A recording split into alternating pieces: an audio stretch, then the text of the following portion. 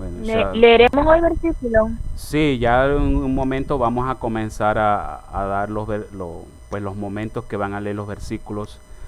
Eh, Vamos a iniciar en este día de hoy con la parte sobre estos dos temas que se han utilizado mucho dentro de el gran punto o podríamos decir con la gran doctrina del rapto secreto. Recuerden que la doctrina del rapto secreto va de la mano con lo del arrebatamiento. En vista de esto, hay varios versículos de la Biblia que hablan acerca de que el Señor vendrá como ladrón en la noche.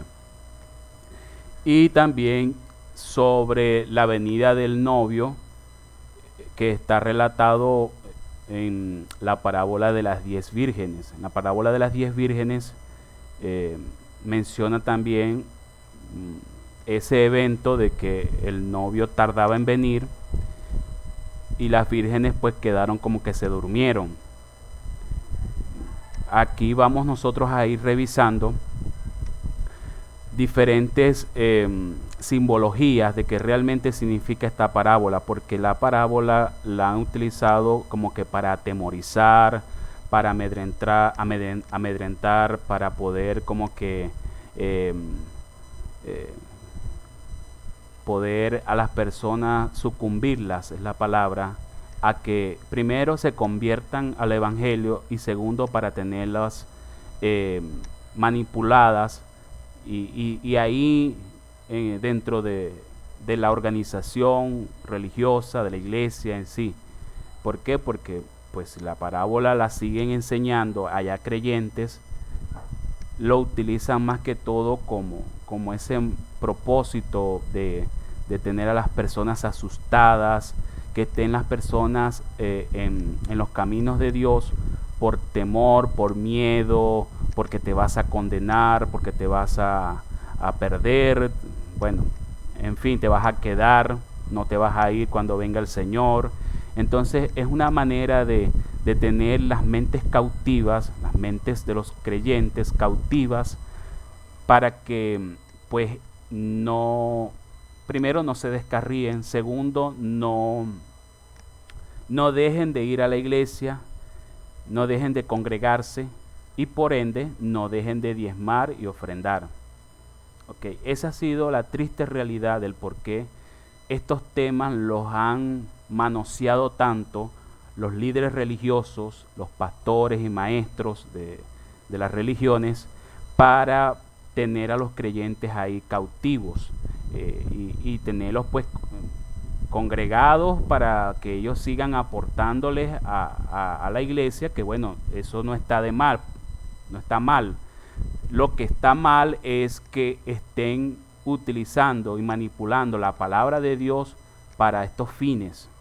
La persona si va a diezmar, va a ofrendar, tiene que ser de corazón, tiene que ser que la persona esté en condiciones y esté en conciencia de que eso va a ser un bien para él. El Eterno lo va a bendecir a él. No es porque yo tengo que estar aquí en la congregación, entonces si pues tengo que obligar a ofrendar y diezmar, en fin, tantas cosas que se pueden pues ahí manipular con eso. No da a que el creyente realice su aportación, su diezmo, su ofrenda de corazón, con un corazón alegre, con, demostrándole al Creador de que está compartiendo de lo que el Creador le ha dado, compartirlo con los hermanos, con el prójimo y por supuesto aportarle a su líder espiritual, porque eso lo manda la palabra de Dios. El obrero es digno de su salario. Eso lo tenemos todo claro. Sin embargo, no estamos de acuerdo en utilizar estos temas para tener ahí al miembro de la iglesia amarrado y bueno, utilizar los temas de forma equivocada, incorrecta, enseñando una doctrina que no es la que es bíblica. Entonces, eso es lo que queremos acá aclarar en esta tarde, noche del día de hoy.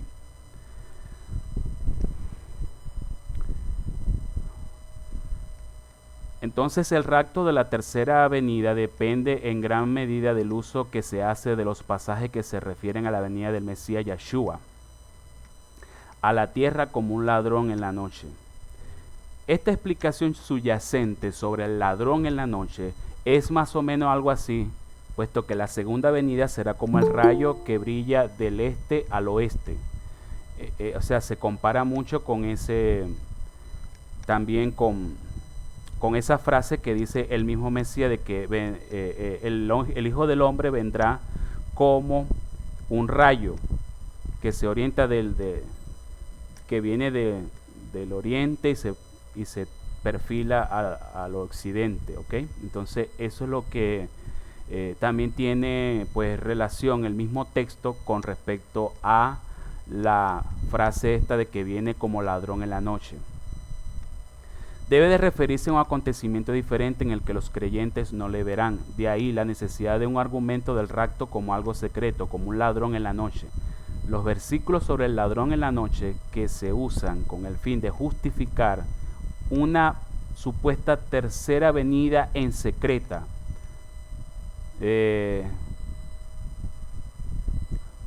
Esos versículos que hablan de que el maestro enseña de que él vendrá como ladrón en la noche, y hay parábolas que también lo hablan, lo que quiere decir que va a venir en un momento inesperado. No se dice que vaya a venir por la noche, ¿ok? Para que sea más sencillo en la oscuridad, para él robar a la asamblea. No es eso lo que enseñan estos pasajes de las Escrituras, sino que todo lo contrario. Es verdad, su venida como que sorprenderá a la asamblea, a las congregaciones, casi que él vendrá en sorpresa. ¿Por qué? Porque si nosotros interpretamos literalmente la frase que el Señor vendrá como ladrón en la noche, estamos contradiciendo todo, porque primero la congregación, lo que conocemos como la iglesia, el pueblo de Dios, es un pueblo que fue comprado a precio de sangre por el Mesías. Y él no tiene que robarse algo que es de él, de su propiedad. Él ha pagado un precio alto por nosotros, su pueblo, y le pertenecen por derecho propio. Una persona solamente puede robar algo o alguien que no le pertenece por derecho propio. Si una persona se mete a un patio de una casa y se lleva algo que se quedó ahí fuera, esa persona no le pertenece eso. Está llegando en la noche, entra y toma algo que no es de él, no le pertenece.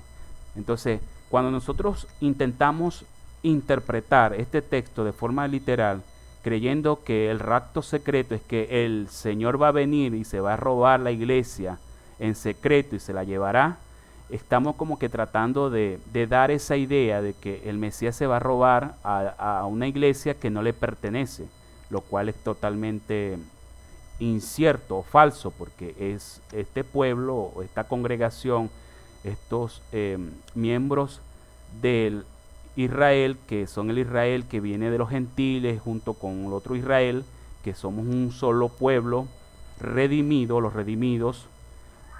No tenemos que ser robados por nuestro Señor, por nuestro amo, por el Adón Yeshua. Al contrario, nosotros le pertenecemos por derecho propio. Resulta interesante que una asamblea, una iglesia dormida que no es consciente de los acontecimientos escatológicos que están teniendo rápidamente lugar, se dice que es una asamblea dormida. Es decir, se dice que es una iglesia que está dormida. Cuando decimos que es una iglesia que está dormida, lo que queremos decir que esos miembros de ese pueblo no están conscientes de los eventos proféticos, los eventos escatológicos que están sucediendo, sino que se están dejando llevar por otras doctrinas o corrientes de doctrinas que no son bíblicas. Y esto, en cierta manera, es la apostasía. La apostasía es precisamente desviarse de la sana doctrina, desviarse de la Biblia correcta, pura, esencial, para seguir otras corrientes que realmente contradicen la sana doctrina. Entonces, esa manifestación se le conoce como apostasía. ¿Ok? No podemos interpretar que los miembros del pueblo de Dios que pues no vigilan o no hacen vigilia son los que van a quedarse dormidos. Pues no es eso, porque así en muchas iglesias se enseñaron. Lo que tenemos ahí que ver es que los miembros del pueblo de Dios se duermen es cuando se desvían de la sana doctrina, es cuando piensan de que el Señor tardará por venir, que todavía este no es el tiempo, que bueno, terremotos han habido siempre, guerra y rumores de guerra han habido siempre, pues el padre contra el hijo y el hijo contra el padre, eso lo ha habido siempre desde hace varias décadas y años atrás. Entonces, desescatiman las señales, desescatiman todos estos eventos que son los que predicen que es el principio del fin y el acercamiento de estos tiempos finales. Entonces, eso es lo que muchos pues se encuentran dentro de este sueño espiritual, de este, ¿cómo decir?, de este encantamiento espiritual en el cual no, pues, piensan de que el Eterno va a tardar en enviar a su Hijo, al Mesías, a la tierra, y todo no va a ser para esta generación, van a ser para las próximas generaciones. Eso es lo que se considera como apostasías entre una de las otras doctrinas que se han desviado de la sana doctrina de la Biblia. Vamos a leer Segunda de Tesalonicenses capítulo 2 versículo 3.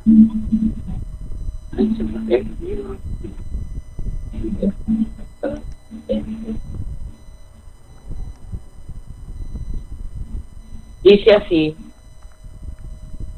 pero con respecto a la venida de nuestro Adón Yeshua HaMashiach y nuestra reunión con él, les pedimos, hermanos, que no se dejen sacudir fácilmente en el modo de pensar, ni se alarmen ni por rúa, ni por palabra, ni por carta, supuestamente de nosotros manifestado que el día del Adón ha llegado.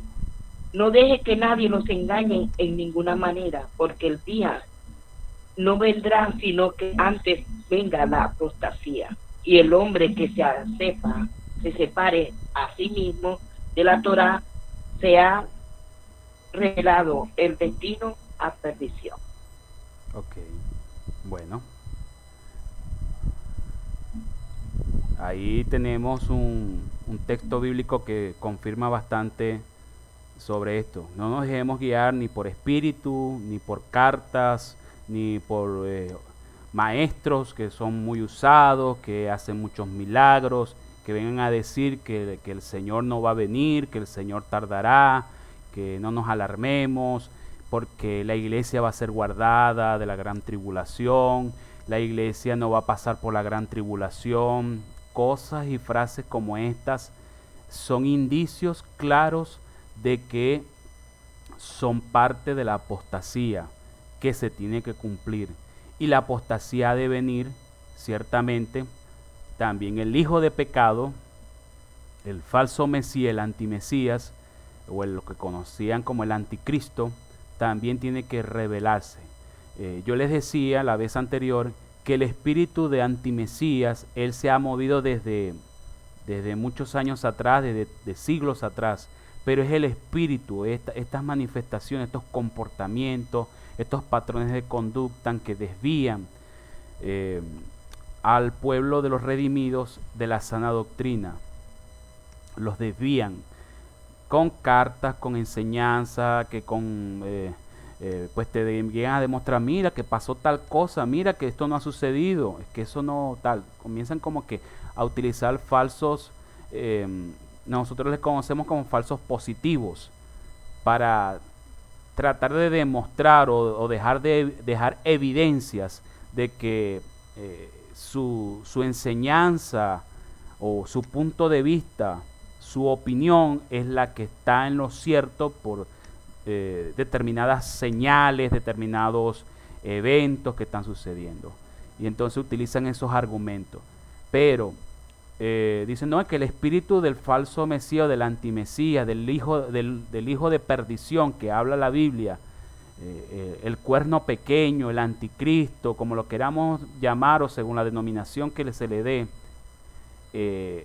siempre ha estado moviéndose. Claro, pero dice que el día del Señor, el día de su venida como ladrón en la noche, no vendrá antes de que se manifieste en persona, en carne propia, no se manifieste ese hombre que llevará un plan de maldad, el plan satánico, de cautivar, de imponer un nuevo orden mundial. Y es lo que nos han enseñado por ahí, nos han dicho que ciertamente va a ser así, que para poder comprar y vender cualquier producto, insumo, vamos a tener que ponernos una marca, una imagen, vamos a tener que adorarlo, y va a ser tan cautivador la imagen de ese líder mundial que muchos van a quedar cautivados por él. Pero el pueblo de Dios sí tiene que estar alerta a eso. Eso va a suceder, y eso va a suceder precisamente en la última semana 70 de Daniel, la semana 70 de Daniel, que es la que está por cumplirse. Escatológicamente o proféticamente todavía esa semana no ha iniciado. Es un periodo de tiempo de 7 años, donde se conocen como los 7 años de gran tribulación. Pero dice que durará solamente hasta 3 años y medio, por cuanto va a ser tanto la angustia, el horror, el terror que se va a desatar en ese periodo de tiempo, que va a ser acortado, ¿ok? Por causa de los escogidos. Y nosotros como pueblo de Dios, como los redimidos del reino de Elohim, vamos a estar, si estamos en vida, vamos a estar pues en esos tiempos. ¿Por qué? Porque el Señor, nada más va a haber una segunda venida que está pendiente. El Señor no va a venir en una segunda venida de manera secreta solamente a llevarse a los escogidos. Y luego es que entonces vendrá en una tercera venida que se manifestará en gloria en los cielos para que todo ojo lo verá en el mundo. Eso es lo que tratan de plantear en esta doctrina de el rapto secreto, ¿ok? En esa doctrina del rapto secreto, que no va a haber una segunda venida, sino va a haber una segunda y una tercera venida, y no es así. Bueno, vamos a leer ahora el Evangelio de Mateo, no sé a quién le tocó, Mateo 24:42 y luego Mateo 25:13.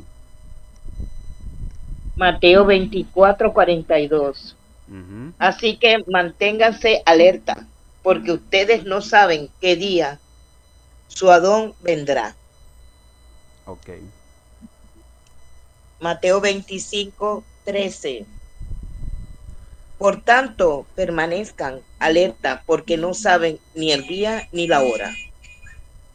Bueno, esos dos versículos coinciden en que tenemos que estar alerta en su venida, alertas, pendientes, de no dejarnos llevar por la influencia de la nueva era, por la influencia de estos nuevos vientos de doctrinas que están golpeando a los redimidos, y está como que tratando de desviar a todos aquellos que algún día recibieron la palabra.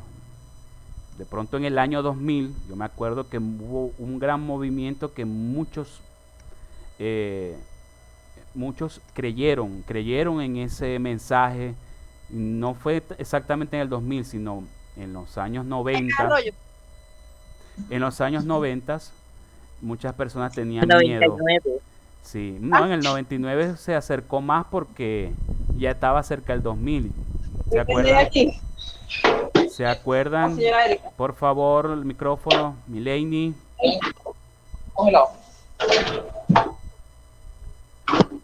Me acuerdo yo que decían que pues en las iglesias cristianas y en las otras religiones decían que Jesús venía en el año 2000,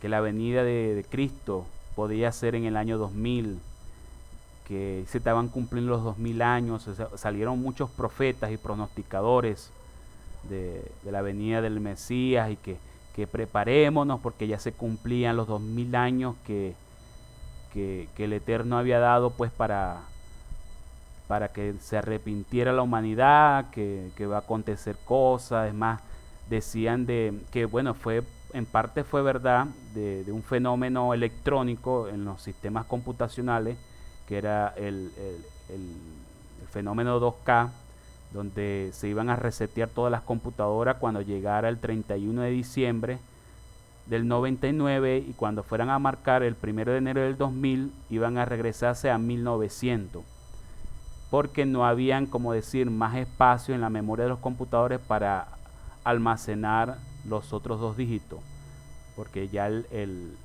número 2000 tenía que marcarse, son los 4 dígitos y no los 2, como se venía marcando, por decir 91, 92, 93, porque todos pertenecían a 1900, pues. Entonces hubo esa falla por parte de los ingenieros en los sistemas computacionales, pero eso fue corregido. O sea, no hubo tal caos electrónico, computacional, como se estaba anunciando. Y así como otras cosas más que se fueron pronosticando que en el 2000 iban a suceder, luego que era en el 2006, luego en el 2012. En el 2012 fue pues la revolución. Hasta sacaron películas y todo, y que había que el calendario maya, que el calendario azteca decía que iba a suceder algo a nivel mundial muy grande en el 2012. En fin, de pronto en el mundo espiritual sucedieron cosas, yo no digo que no, pero de llegar a atreverse a pronosticar que iba a venir el Mesías en el 2012, porque los calendarios aztecas, los mayas, el calendario pero menos hablaban del calendario hebreo, ¿ya?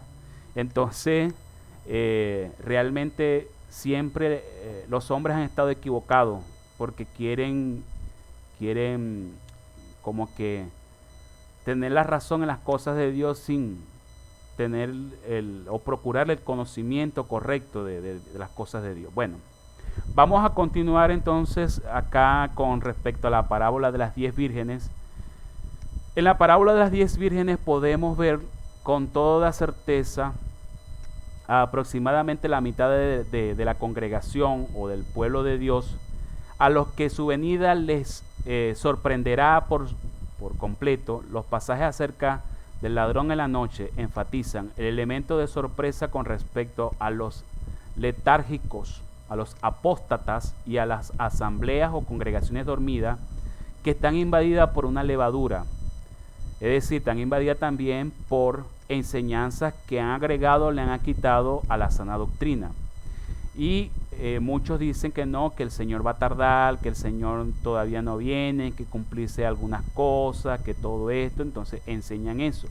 Pero lo que pasa es que ese último periodo que les he mencionado, que es la semana 70 de Daniel, ese último periodo profético, eso puede desatarse o se puede comenzar a cumplir en cualquier momento. De hecho, si usted está viendo las noticias a nivel mundial, todo se está orientando, todo se está perfilando para que se haga un nuevo orden mundial. Y muchas de esas cosas se van a lograr es a través de la globalización y de la tecnología. El avance y el boom de la tecnología va a lograr que ese líder mundial que se va a levantar, que conocemos como el antimesías, que va a ser un líder mundial, pues establezca o intente establecer ese nuevo orden mundial y comience a dominar las mentes de los pobladores de la tierra para infundir todo un plan satánico sobre las naciones. Esto es algo que ya se está como que configurando, se está configurando, pues lo que tenemos discernimiento y tenemos cierto conocimiento escatológico de la palabra, pues y interpretamos muchos símbolos que están escritos tanto en el libro de Daniel como en el libro de Apocalipsis, podemos decir, es que esto se va a cumplir por acá, es que fíjate que se está dando esto por acá, ¿ves? Entonces por eso nosotros ahí ya podemos decir con propiedad que se está configurando ese nuevo orden mundial. Y ese nuevo orden mundial podríamos decir que va a ser en pocos años. Pero a su vez, cuando ya se inicie ese periodo de tiempo profético, no va a durar mucho.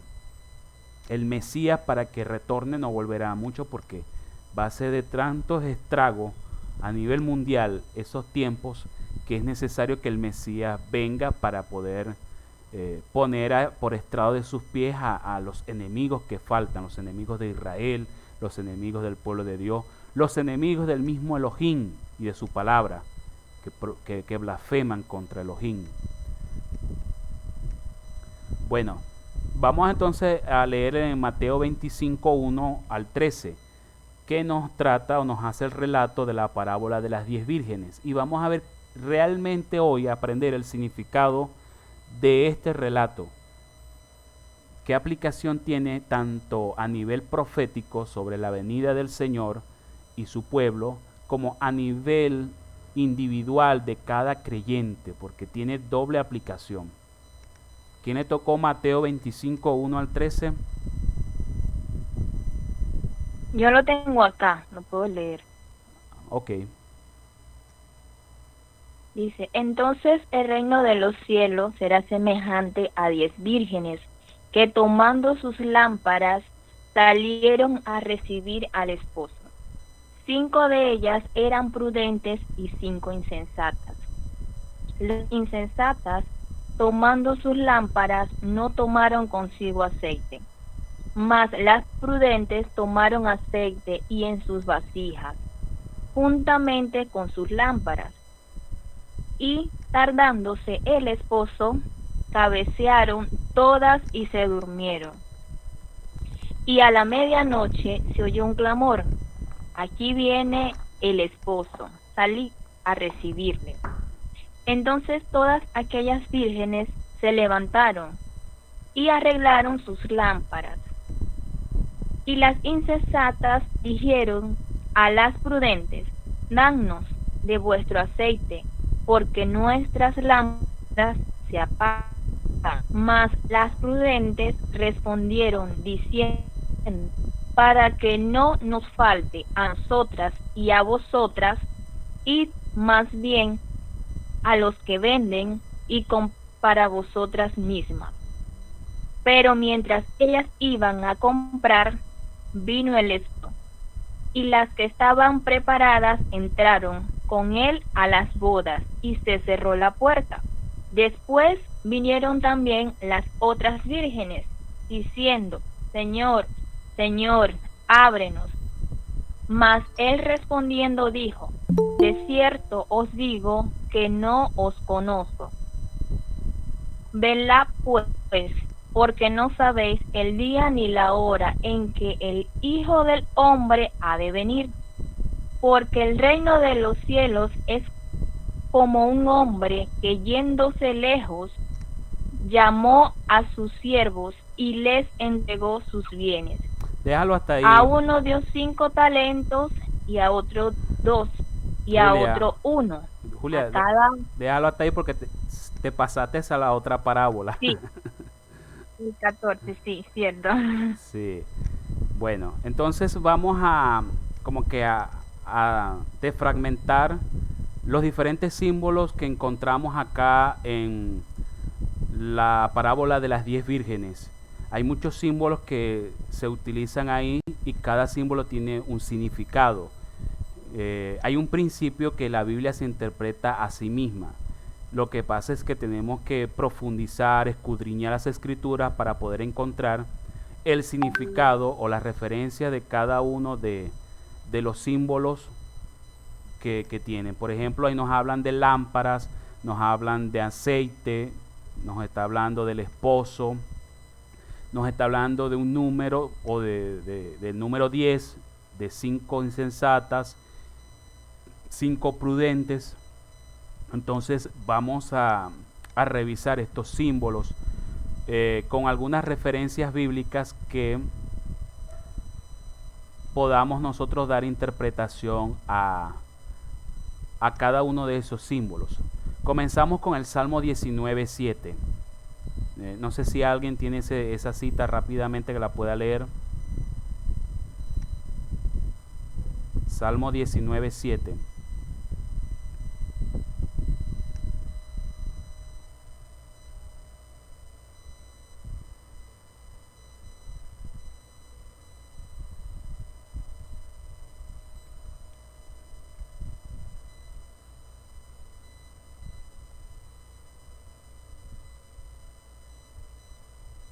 Salmos 19:7 Sí, dice: La ley de Jehová es perfecta, que convierte el alma. El testimonio de Jehová es fiel, que hace sabio al sencillo. la ley de Adonai. Ok, la ley del Señor es perfecta, convierte el alma. El testimonio de Adonai es fiel, hace sabio al sencillo. Entonces, en esta definición, el sabio es aquel que permite que la ley de Elohim y el testimonio de Hashem o del Señor trabajen en él. Y encontramos que Yeshua también utilizó esta definición. En Mateo capítulo 7, versículo 24, lo van buscando ahí. Ya aquí tenemos una primera interpretación que nos da la misma escritura sobre quién es el prudente, quién es el sabio.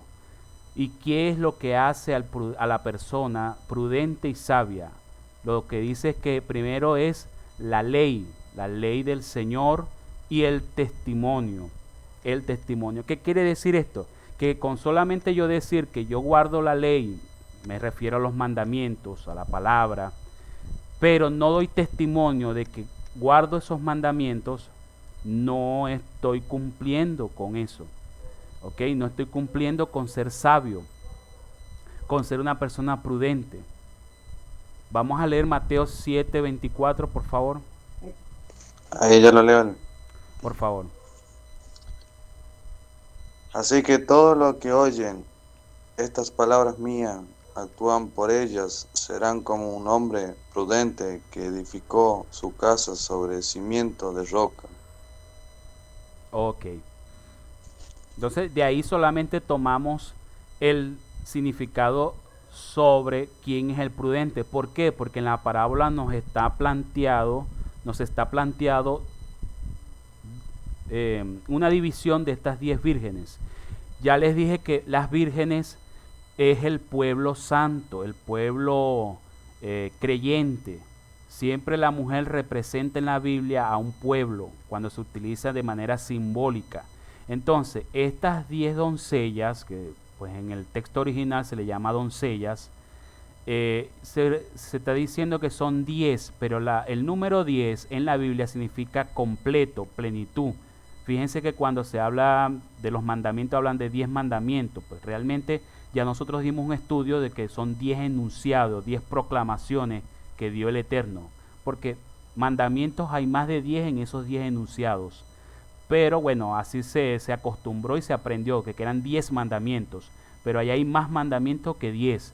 Sin embargo, sí hay 10 enunciados que el Eterno dio en el monte Sinaí.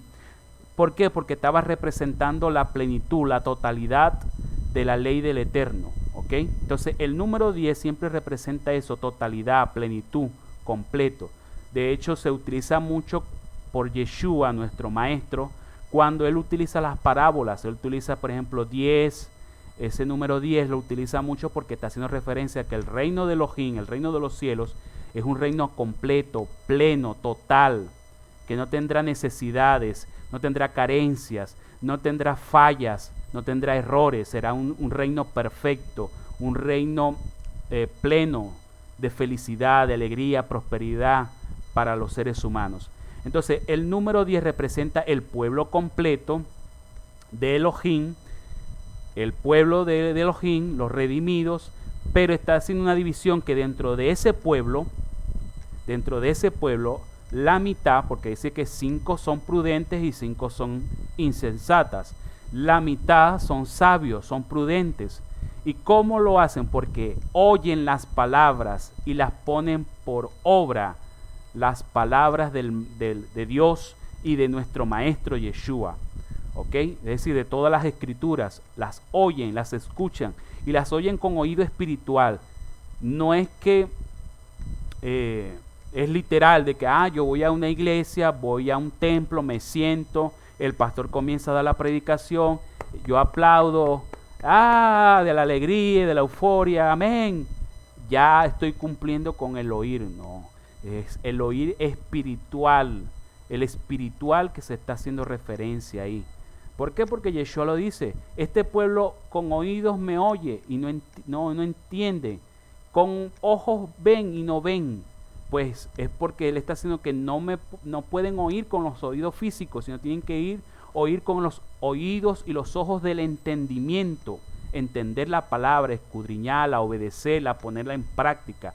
A eso es que se refiere, porque no te va a ser sabio estar tú sentado en una iglesia, estar sentado en una sinagoga o en cualquier lugar de reunión de hermanos y estar escuchando la palabra y bueno, ya sales al otro día y es como si nada, sigues tu vida normal, cotidiana, sin ningún tipo de cambio, sin aplicar lo que aprendiste, si es que llegaron a enseñarte algo que tenías que poner en práctica. Entonces, eso es lo que sucede, que está haciendo referencia al que oye y pone en práctica la palabra de Elohim y los mandamientos. Ese es lo que te va a hacer sabio, eso es lo que te va a hacer parte de las vírgenes prudentes. Pero las insensatas son lo contrario, lo inverso, lo que no oyen con oídos espirituales, con entendimiento, la palabra de Elohim, los mandamientos, y mucho menos los ponen en prácticas. Entonces, eso sería lo contrario. Leemos Proverbios 1:7 para confirmar.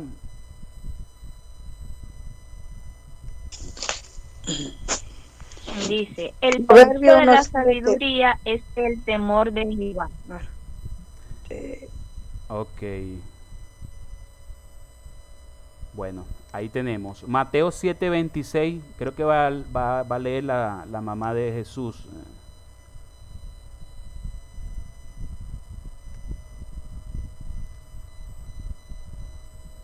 Proverbios 6:23. ¿Quién tiene Proverbios 6:23?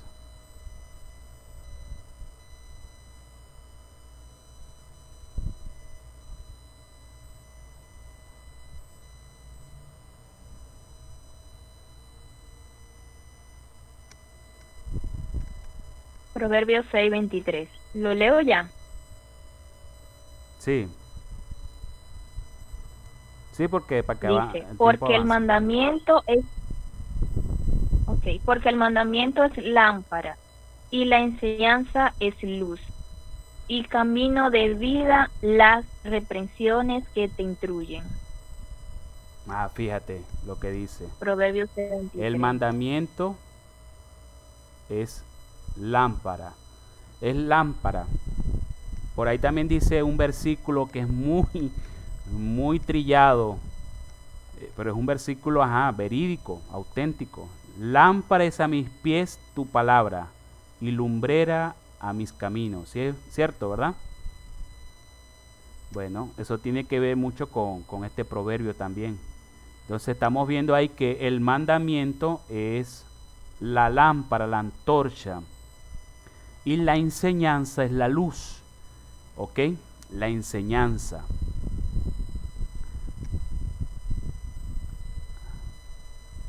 Porque el mandamiento es lámpara y la enseñanza es luz, y camino de vida son las reprensiones que te instruyen. La luz es la ley del Señor, o sea, la Torá. ¿Ok? La luz que es enseñada, la Torá enseñada. Esa es esa luz que nosotros utilizamos o tenemos que tener para que nos guíe por el camino que vamos a seguir. Porque el mandamiento es lámpara, la enseñanza es luz y camino de vida son las reprensiones que te instruyen. El aceite es el deseo de ser obediente. Antes de leer este mandamiento, recuerda que la lámpara es el mandamiento y la luz es la Torá. El aceite sería el deseo del creyente por obedecer esos mandamientos. En Levítico 24:2 vamos a ver ahí en un pasaje que nos dice sobre el aceite. ¿Para qué se usaba el aceite? ¿Quién le tocó ese pasaje?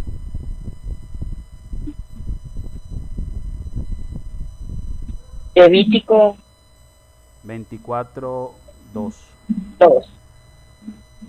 Dile a los hijos de Israel que te traigan aceite puro de oliva, machacadas para la luz, para mantener lámparas encendidas siempre.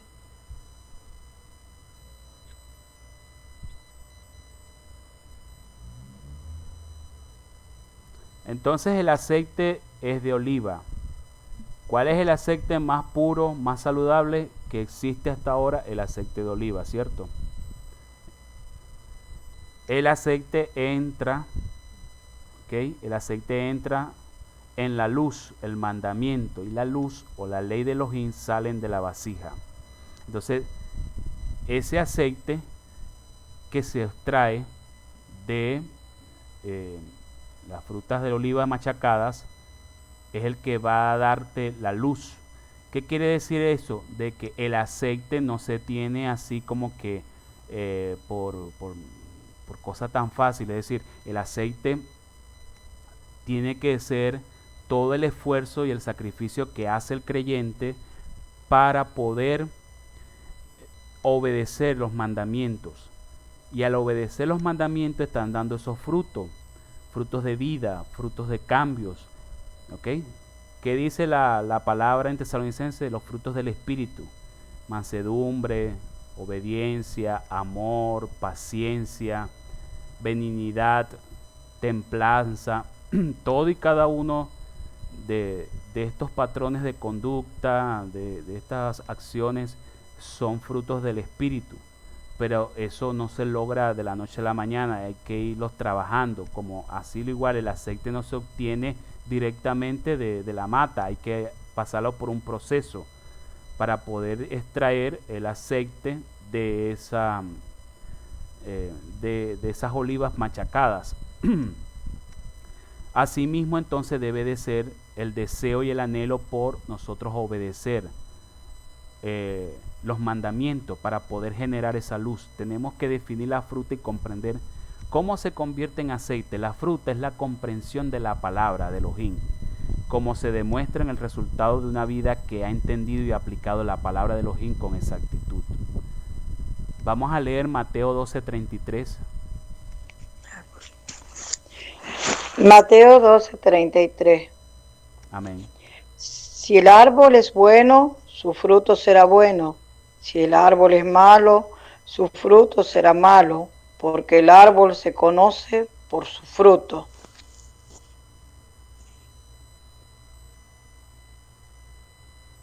Y también nos dice en la parábola de la semilla que dice: y en cuanto a lo que fue sembrado en buena tierra, este es el que oye la palabra y la entiende.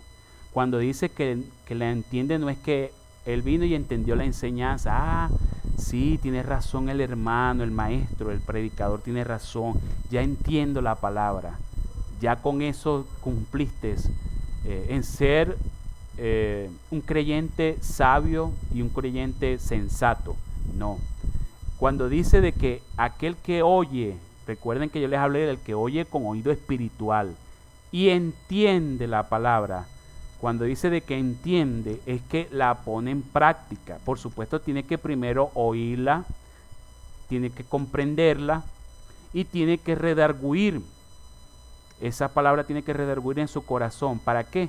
Para que la persona tenga disponibilidad en ponerla en práctica. Entonces, cuando dice el maestro, aquel que oye la palabra y la entiende, es que está diciendo aquel que oye la palabra con oído espiritual y la pone en práctica.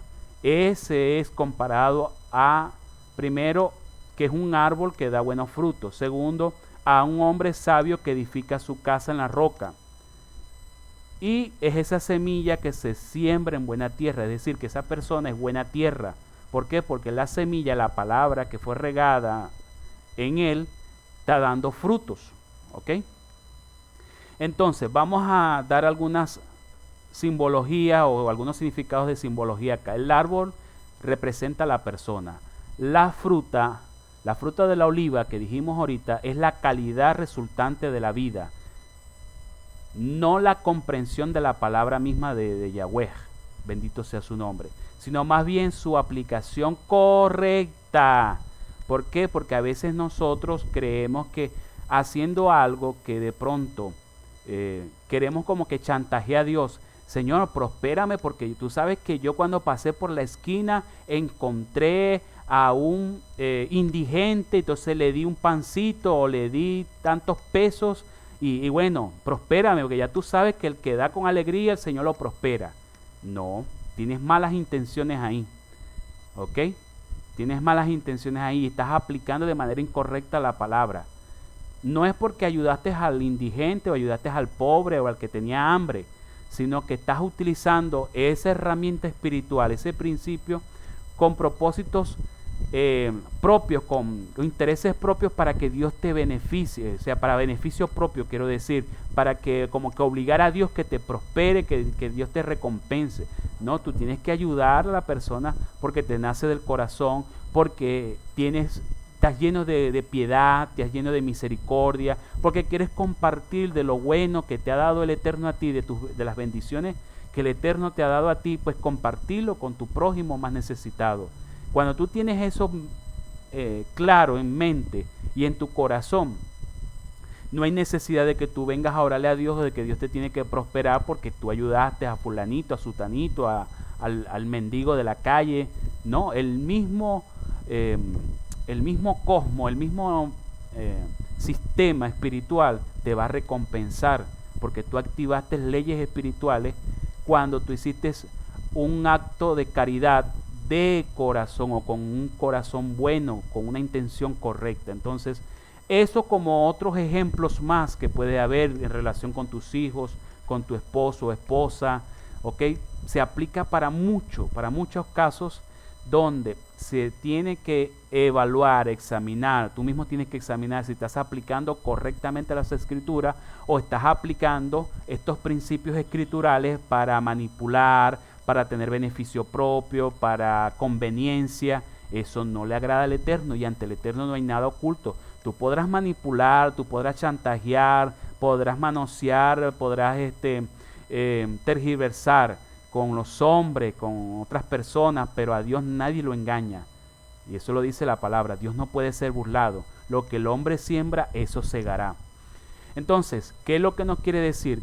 Este árbol es la persona, la fruta de la oliva es el resultado de la vida que ha dado, cuáles las acciones, los hechos que ha dado la persona de su vida, de su cotidianidad, comprendiendo la palabra y aplicando esta palabra de forma correcta. Hay muchos que entienden, pero no aplican la palabra. Simplemente no dan buen fruto. La persona es conocida por su fruto. Toma en cuenta que ya está definido lo que se siembra en la tierra para producir el buen árbol. La oye, la entiende y luego produce fruta buena. La aplicación incondicional de la palabra de Adonai traerá tribulación al alma en retos físicos, sociales, económicos, psicológicos y emocionales.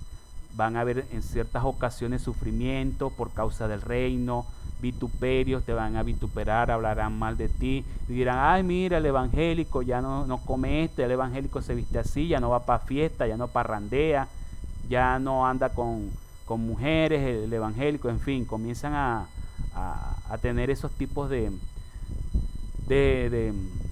como que de vituperios, pero eso es por causa del reino y estás bien porque delante de la palabra estás cumpliendo con el Eterno. A causa del reino, pero el que sigue siendo fiel, que persevere hasta el final, ese alcanzará victoria. Bueno, Apocalipsis 1:9 dice que yo, Juan, vuestro hermano y compañero de la tribulación, en el reino y en la perseverancia de Yeshua, el Mesías, estaba en la isla llamada Pasmo, por causa de la palabra de Elohim y del testimonio de Yeshua HaMashiach. ¿Y por qué cito este pasaje? Porque el visionario Juan, o uno de estos apóstoles, estaba como que refugiado en esta isla. porque él lo dice, a causa de la palabra de Dios y del testimonio de Yeshua. Lo estaban persiguiendo y él se fue a refugiar allá. Y fíjense que la gloria de Dios se le mostró viendo todas esas visiones del Apocalipsis.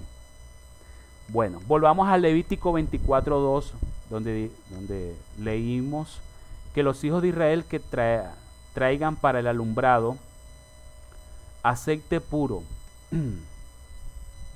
El aceite puro ya dijimos que representa el anhelo de obedecer los mandamientos. Aceite puro de oliva, machacadas. ¿Okay? ¿Qué quiere decir machacada? Lo que dijo el maestro, que la semilla tiene que caer y morir en tierra. Es decir, tenemos que pasar tribulaciones, tenemos que pasar angustia, retos, por causa de la palabra de Dios y del testimonio de Yeshua. Eso está representado cuando las frutas de oliva son machacadas. Nosotros somos esa fruta de oliva que nos están machacando. ¿Para qué? Para dar fruto. Para hacer arder las lámparas, que son los mandamientos. Los mandamientos, cuando comienzan a demostrarse, a verse, oh, mira que fulanito ahora no va esto, no hace esto, ya cambió, se convirtió al Señor y todo eso. Está dando luz a los demás, testimonio a los demás de que tu vida ha sido cambiada. ¿Ves cómo el aceite hace que salga la luz? El árbol de olivo produce la fruta o aceitunas. Y esto se aplica a la palabra de Elohim. La tribulación solo ocurre si hay fruta para machacar. Y el aceite hace que la luz o la Torah de Elohim brille para todas las naciones. Manda a los hijos de Israel que traigan para el alumbrado aceite puro. Ya sabemos que es el anhelo para obedecer. De olivas machacadas, que es nuestra tribulación que tenemos, nuestra batalla diaria para hacer arder las lámparas o los mandamientos. Recuerda que es en tiempo de tribulación que la ley de Elohim brilla con más vigor. Ese es un hecho verídico. Cuando hay tiempos de tribulación es donde más la gloria de Elohim se manifiesta. Bueno, entonces vamos a continuar con Mateo capítulo 25:8, donde dice que las insensatas dijeron a las prudentes, denos un poco de su aceite porque nuestras lámparas se están apagando. Entonces acá dice que las escrituras se interpretan por sí mismas. En resumen, utilizando las definiciones bíblicas, esto es lo que tenemos. Los prudentes son aquellos que son obedientes, en definitiva. Los insensatos son los que viven en la desobediencia, aunque están supuestamente en la palabra, siguiendo a Dios, siguiendo al Señor en sus caminos. Ellos desobedecen. ¿Cómo desobedecen? No cumpliendo los mandamientos. La lámpara es el mandamiento. La luz es la ley de Elohim. ¿Okay? La ley de Elohim, que es enseñada y que es entendida. Y el aceite es el anhelo de obedecer la ley de Adonai. Cada vez que haya tribulaciones, que hay problemas, nosotros tenemos que afirmarnos más, confiar más, tener mucho más fe. Y ahí es donde entonces va a tener mayor vigor esa lámpara, esa antorcha que tenemos internamente, porque ahí es donde se va a manifestar más la gloria de Elohim. En las tribulaciones, en las adversidades, es donde la palabra de Elohim va a tener más cumplimiento.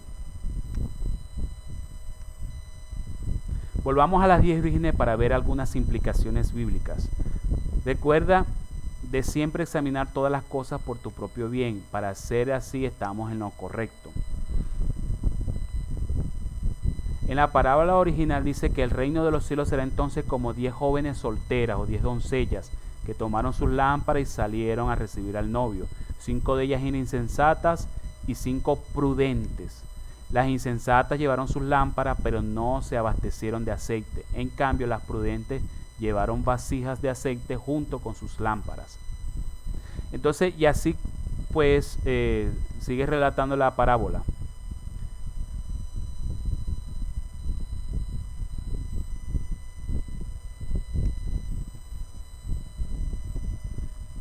Ahora, algunos nos podríamos preguntar, ¿por qué las vírgenes desobedientes fueron enviadas para ir a comprar el anhelo de guardar los mandamientos? Vamos a leer Proverbios 23:23. No sé si alguien tiene esa cita bíblica. ¿No la pueda leer?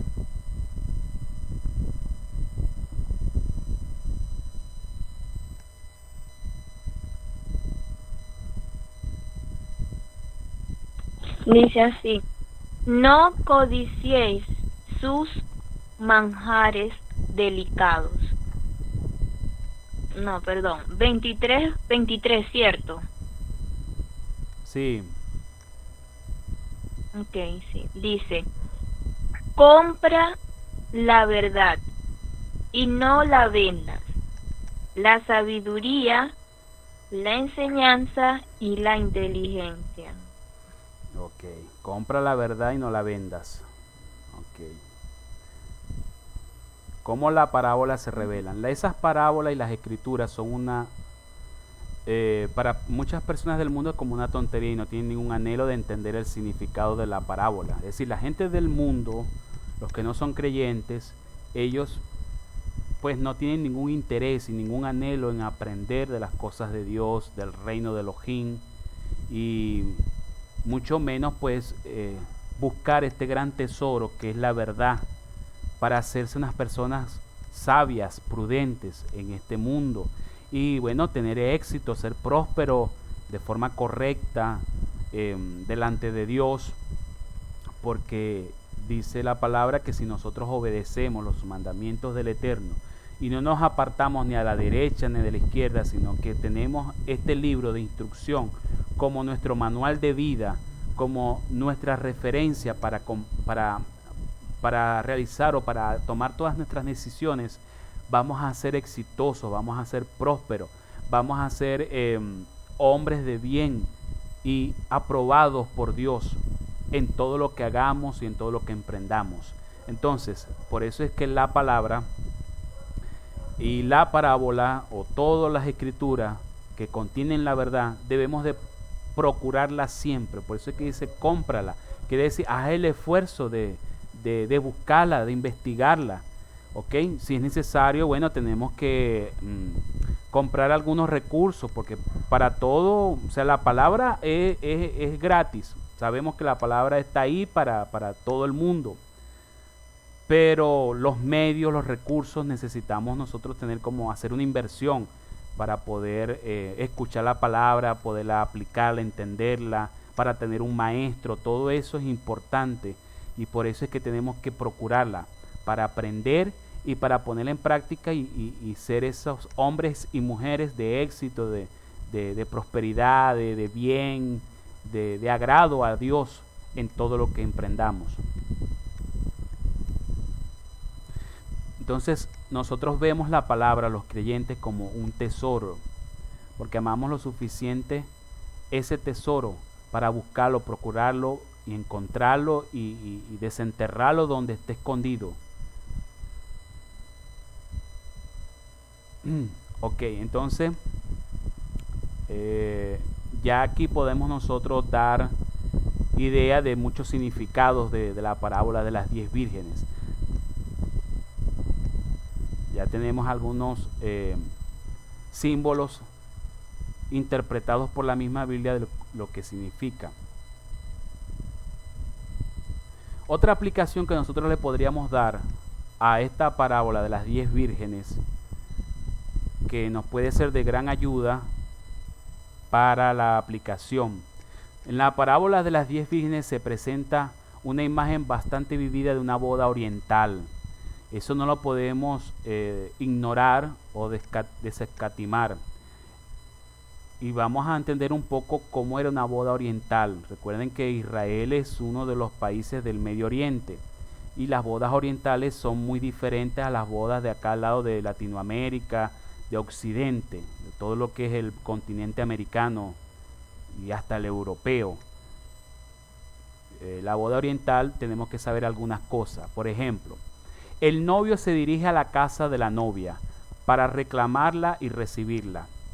y en su camino de la casa de ella, después de encontrarse con la novia, las damas de honor están esperando la venida del novio. Entonces fíjense que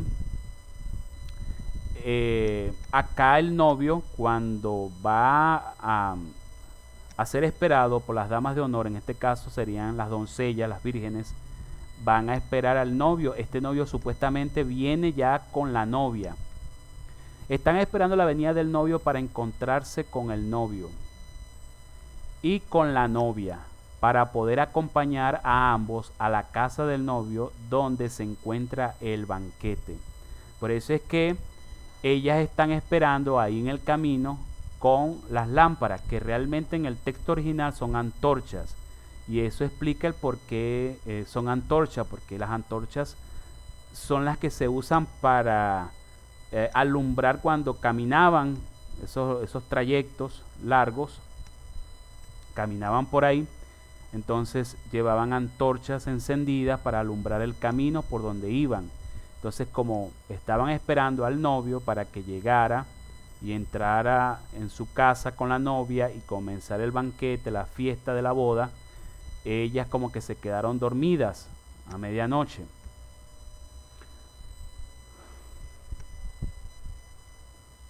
La procesión tomaba lugar en la noche y las doncellas eran provistas con antorchas, las cuales eran alimentadas con un pequeño zócalo alrededor de la llama que contenía aceite.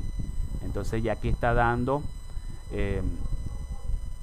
la razón, o está dando como el significado de por qué aparece el aceite y por qué las insensatas le piden aceite a las prudentes. Ya estamos entendiendo pues la analogía de la parábola con el protocolo que se utilizaba en las bodas orientales, entre las cuales 5 de ellas, según la parábola, eran sabias y las otras 5 eran insensatas. La distinción entre las sabias y las insensatas es que las primeras llevaban consigo misma una provisión de aceite de reserva, porque previeron las consecuencias, mientras que las otras no. Las primeras están preparadas, las últimas son descuidadas. Dice que son 10 doncellas en total. Una sinagoga, una iglesia, una comunidad consistía no sino de 10 para arriba de miembros.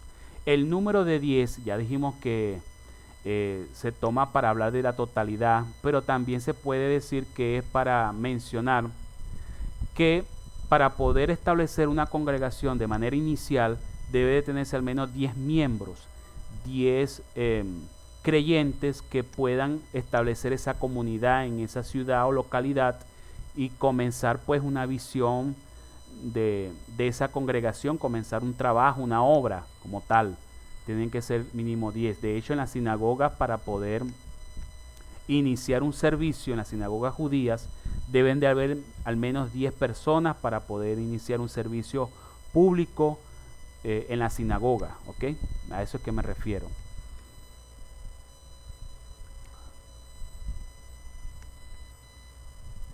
Bien, entonces dice acá, y utilizado entre los judíos para establecer una congregación con ellos, que estaba compuesta por 10 personas, y menos de ese número no hacía una congregación.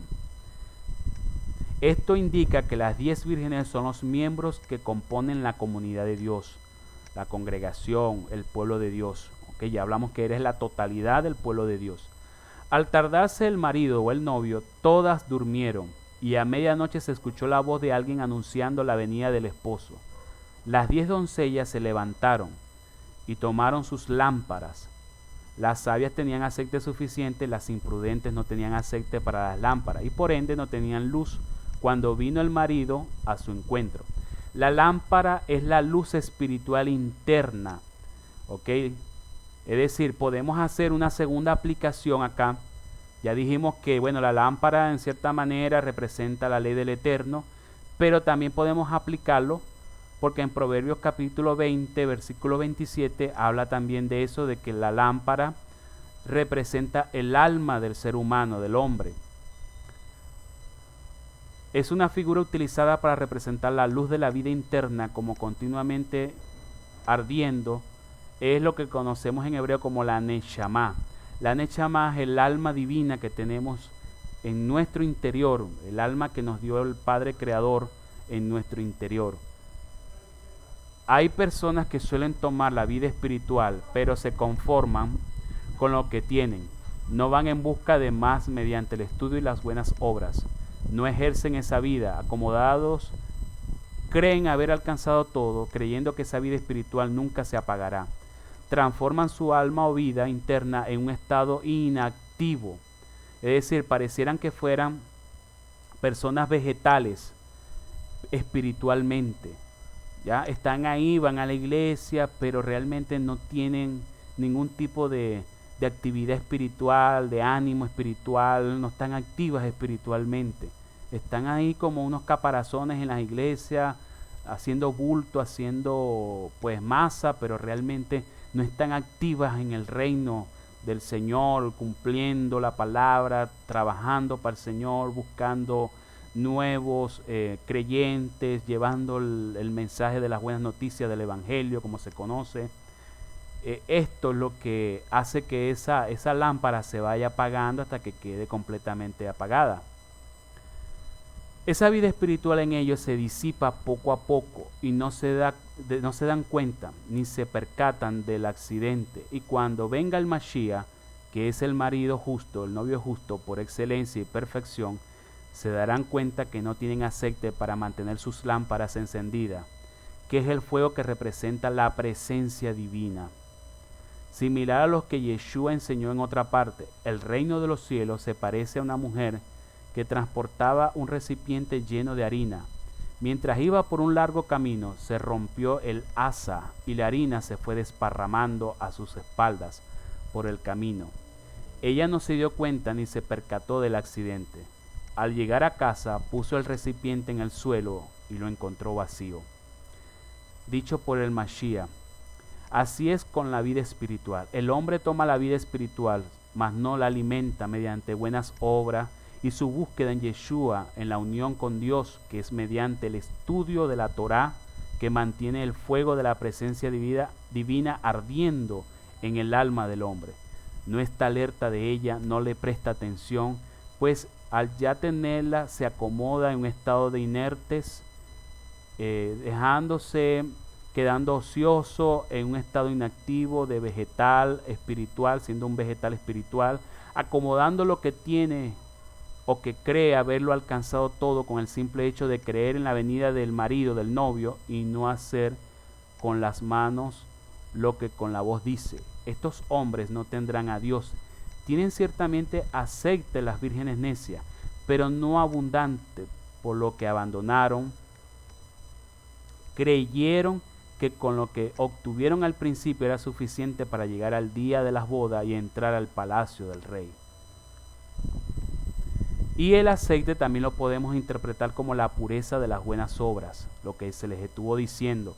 ¿Okay? El aceite machacado o las olivas machacadas que generan ese aceite es el resultado de las buenas obras, de tener una vida activa espiritualmente, obediente a los mandamientos, tener la presencia divina ahí activa en el estudio de la Torá y todo lo que concierne. Ok, entonces eso lo podríamos también aplicar de esa manera para la parábola de las 10 vírgenes.